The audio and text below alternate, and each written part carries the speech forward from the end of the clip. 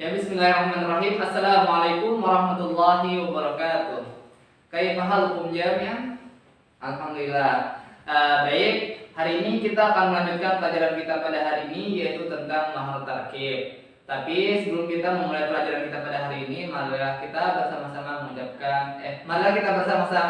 membuka pelajaran kita pada hari ini dengan membacakan basmalah. Bismillahirrahmanirrahim. Baik, sebelum Ustaz melanjutkan pelajaran kita, Ustaz akan mengabsen dulu. Silakan ucapkan hadir atau hadirat. Rida Maulana, Adelia, Burhan, Selvia. Tayyib. Jadi semuanya hadir, alhamdulillah. Oke. Ada yang ingat minggu lalu kita telah membahas tentang apa?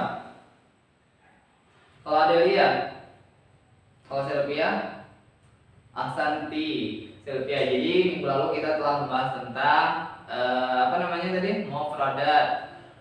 Ada yang tahu apa itu makna mufradat? Coba Burhan sebutkan apa itu definisi mufradat yang telah saya jelaskan kemarin. Kalau Ridho, Ahsanta Ridho. Jadi mufradat itu artinya kata-kata kalau dalam bahasa Indonesia.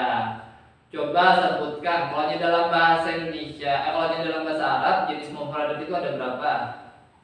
Ada sahih, jadi ada dua, jadi bentuknya muzakkar dan muannas. Kemudian kalau untuk bentuknya ada berapa? Coba kalau Burhan, ada berapa Burhan? Ada sahih, jadi ada tiga bentuknya mufrad, musanna dan jamak. Oke, baik. Langsung saja kita masuk ke inti pembahasan atau inti pembelajaran kita pada hari ini, yaitu tentang mahar tarkib. Nah, coba kalian simak di papan tulis ini sudah tuliskan beberapa ada lima variasi atau domir yang dapat kalian lihat atau kalian simak. Nah, di sini ada ismun. Ismun ini artinya nama. Lalu ana artinya saya. Nah, ana di sini sebagai apa?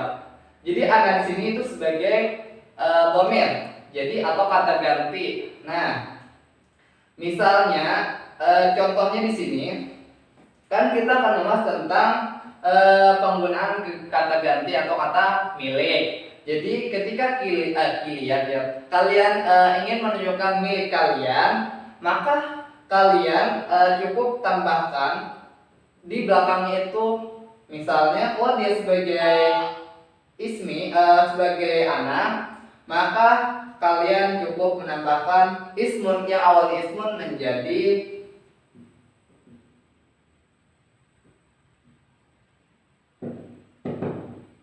ismi.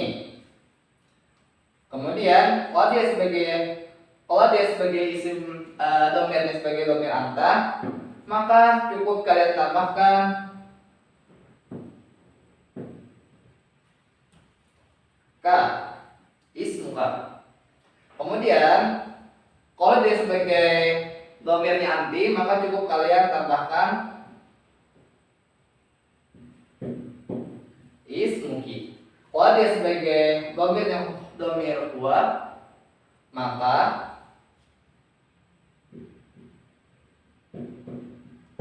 ismu.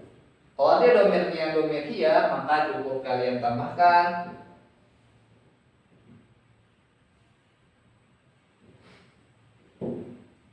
ismuha. Nah, ini adalah sebagai kata ganti ya di belakangnya atau untuk kata milik Burhan biar.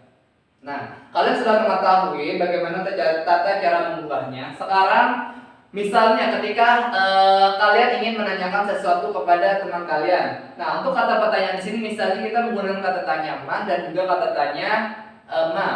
Jadi kata yang kita gunakan misalnya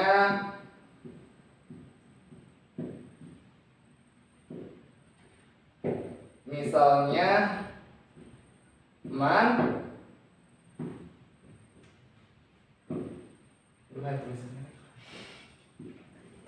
al man. Nah, di sini ada kata man atau ma ya.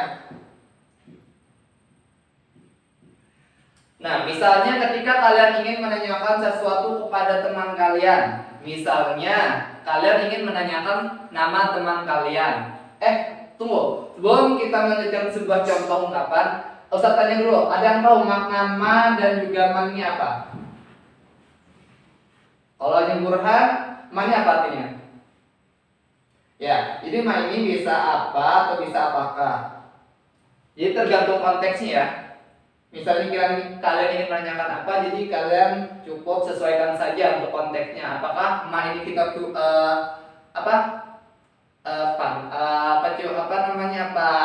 pas untuk kita gunakan kata sebagai kata ungkapan itu atau tidak. Misalnya jadi ma ini artinya apa atau apakah.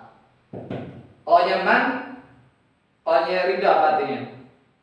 Ya, jadi artinya adalah siapa. Nah, jadi coba sebuah contoh, misalnya ketika kita ingin mengungkapkan sebuah contoh ungkapan pertanyaan kepada teman kalian. Misalnya kalian ingin menanyakan nama teman kalian. Jadi cukup kalian tambahkan kata ma ini di depan ini. Jadi awalnya kan ismon. Kalian ingin menanyakan teman kalian yang laki-laki misalnya. Kalau yang laki-laki tambahannya apa? Tabi'ah. Jadi cukup kalian tambahkan. Lalu depannya, jadi sebagai tambahan sebagai meranda itu muzakkar ya. Depannya cukup kalian tambahkan ma.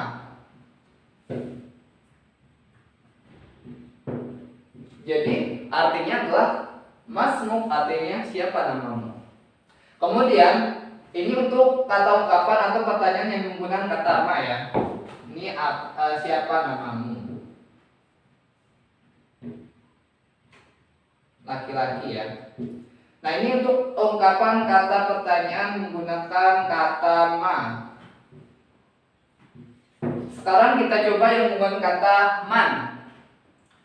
Kalau man ini biasanya kita gunakan menanyakan, bisa juga kepada lawan kata kita. Misalnya kita saling tidak mengenal atau misalnya kita sudah kenal. Misalnya kita coba kita ingin menanyakan misalnya man anta. Misalnya ya. Di sini man anta.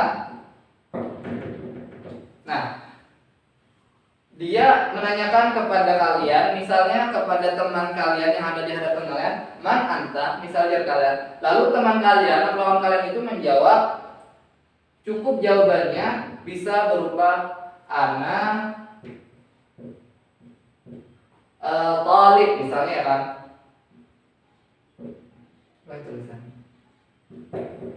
Nah, cukup simpel, tidak perlu ribet. Jadi ana talib, saya seorang siswa. Nah, jadi ini adalah sebuah contoh penggunaan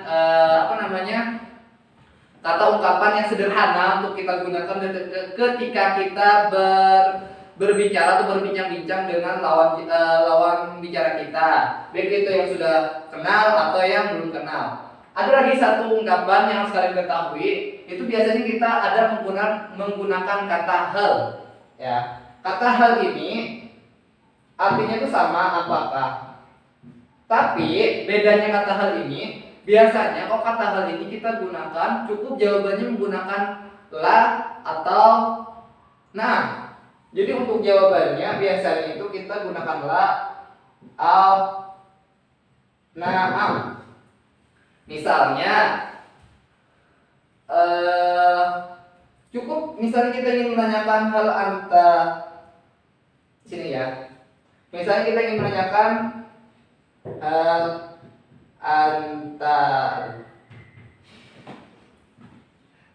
anta mudaris.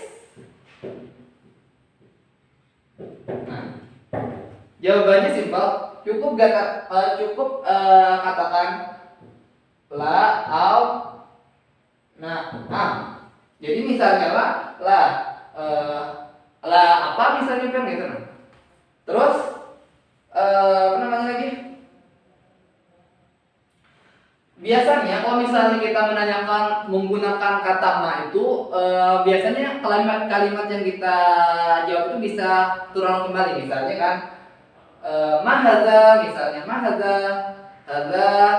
masalah polpen ya kan kolam misalnya hadza kolam. Nah misalnya seperti itu Atau misalnya bisa juga kalian menggunakan madzalika, zalika. Nah, demikian. Nah, mungkin kita cukupkan dulu untuk pelajaran kita pada hari ini karena mungkin waktunya sudah cukup dan silakan nanti kalian pahami kembali dan kalian pelajari kembali.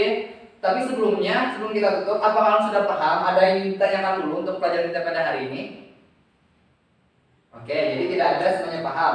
Oke, jadi silakan nanti kalian buka silakan nanti kalian lanjutkan.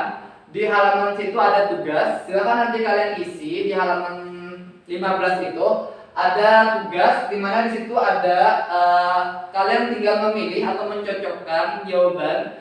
Ada bisa kalian cukup gunakan kata man, kata he, atau kata ma. Nah, itu tinggal kalian sesuaikan saja dengan konteksnya. Apakah kalimat itu cocok kalian gunakan dengan menggunakan kata man atau he atau juga ma. Nah, untuk tugasnya itu nanti dikumpul minggu depan dan Ustadz harapkan semuanya tidak pernah patah semangat untuk belajar bahasa Arab karena belajar bahasa Arab ini adalah salah satu kewajiban kita, Masya Allah. Karena bahasa Arab ini dengan bisa kita menguasai bahasa Arab ini, maka otomatis kita akan bisa. Ini kita harus berhati-hati, kita harus sesuaikan betul-betul untuk penyesuaian domirnya. Ketika dia berupa domir ana, maka posisinya seperti apa? Ketika domirnya anta itu seperti apa? Anti seperti apa? Huwa seperti apa? Dan dia seperti apa? Dan ketika kita ingin mengungkapkan sesuatu berupa hal atau ma itu seperti apa jawabannya? Nah, seperti itu. Jadi yang kalian cukup ingat, jalannya hal cukup kalian jawab la atau na'am. Lakin bilanya dia ma, bisa kalian ulangi kembali jawabannya hadza, qalamun masalan, dan man itu bisa kalian jawab seperti ini. Nah, baik, kita cukupkan dulu pelajaran kita pada hari ini. Mari kita tutup pelajaran kita pada hari ini dengan mengucapkan hamdalah. Alhamdulillahirabbil alamin. Wassalamualaikum warahmatullahi wabarakatuh.